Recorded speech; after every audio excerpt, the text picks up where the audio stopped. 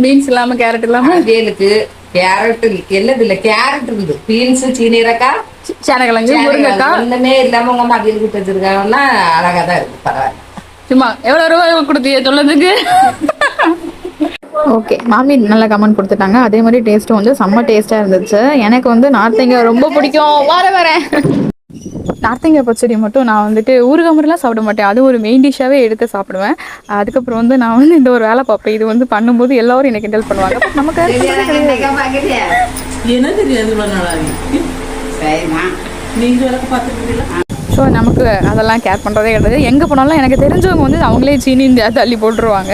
அதுக்கப்புறமாட்டு லாஸ்ட்டாக மோர் நல்லா டேஸ்ட்டாகிட்டு மோரும் சாப்பிட்டுட்டு இலையில வந்து எதுவுமே மிச்சம் வைக்கக்கூடாதுங்கிற ஒரு கான்செப்ட்லேயே ஃபுல்லாக எங்கள் அம்மாவோட சமையலை அழகாக ருசித்து சாப்பிட்டாச்சு.